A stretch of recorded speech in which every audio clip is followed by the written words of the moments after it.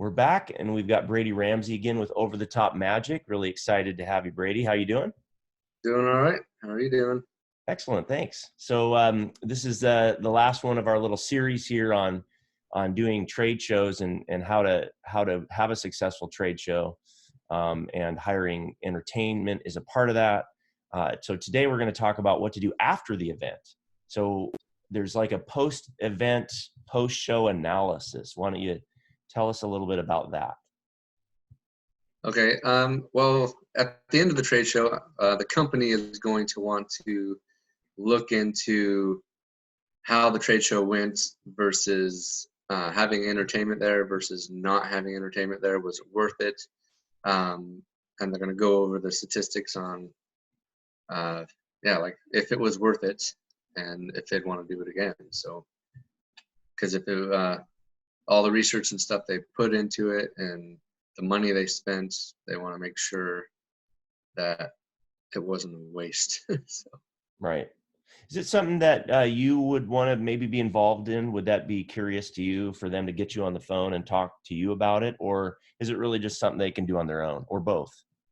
Yeah, they could do it on their own, and then we could also set up a post meeting and see how it went, what could go better, what we could change if they were to use me again. So. Great. Okay. So that's step one, is do some kind of a post-show analysis. And then step two is what? I guess they want to tally up the results, see how many leads and sales they got. Yeah, because when they talk to me in all the previous meetings, one of the things I ask them is I ask them what they're looking for, if it's just to promote a certain product or are they trying to achieve more leads. And so, and one of the things we try to do is I'll ask them how many leads did they have at their last trade show, and I try to make a guarantee to bump it up to a certain number, and we'll see how close we get to that number, and we can base everything off that. So. Excellent. All right. And then I guess the next step would be determining if they got a return on their investment, what their ROI would be, right? Or I guess or what their future return would be. Tell me a little bit more about that. Well, there's a couple ways to look at it. I mean, they did spend money on the booth, on the entertainment, and they just want to make sure that they did get a return on their investments. And they might look at it a few different ways. They might look at it as, we didn't get the leads that we wanted. We got a bunch of leads, but not as many. But we actually had people at our booth nonetheless, versus trying to get people to, sometimes you feel like you're at one of those kiosks in the mall, like, hey, come check out this phone.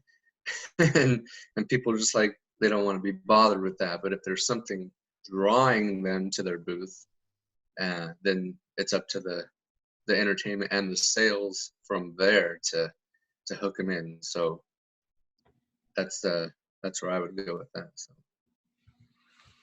Excellent.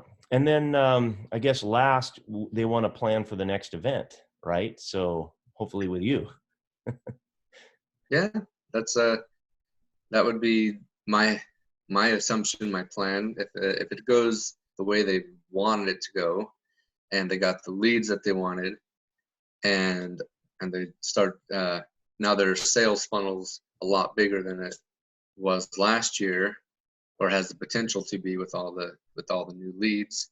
The leads may not turn into sales, but at least it now becomes a sales funnel. People either wrote down their information or scanned their badge.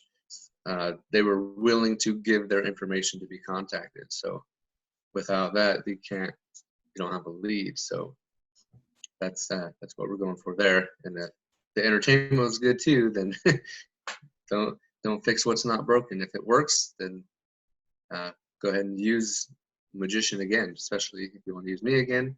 It's always better that way. That way you know what page we're on, instead of going through the whole process again with another entertainer. So. I really love that, Brady, because I work with a lot of business owners and entrepreneurs, and sometimes all of us feel like we get this itch. It's sort of like entrepreneurial ADD or something. And you get the itch to change things all the time just because you think, oh, I need to change things up. When a lot of times all we have to do is repeat what's already worked in the past. And oftentimes just doing something that worked successfully, doing it again gets the result again.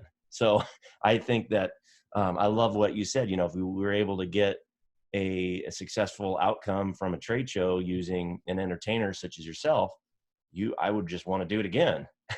Yeah. And also a question I have is, how often, could a company do this? I suppose it depends on what business they're in and what industry, but could they just keep hiring you over and over again and doing trade shows all over the place, or in what? Yeah, it depends on the company. Some of them do just one trade show a year. Some of them do a trade show quarterly, 2 a year, and they're all in different places. Some might be a local one. Some might be across the country somewhere. So it all depends. So And then I suppose they could also have you do something internally, like their own corporate event or event party or something for their employees as well, right? yeah, that could, and they could also the chances of getting them at a better deal. I mean, why use me just for one thing? Because you have me for the trade shows, you have me at a certain price. Don't no need going fishing around for another entertainer when you got one. You're maybe a bulk deal of some kind. Is that what you're saying? Yeah, last year I did a corporate event and a holiday party, and I contacted him again this year, and he had that itch that you were talking about. I was like, oh, we never do the same thing twice. Like I'm the same person, but my show is totally different. And Right. so it's not going to be the exact same show. So it's something to think about. So you could use magician multiple times. We usually keep a record on what business what holiday party or company we worked for and what show we did, so we know not to do the same show 2 years in a row.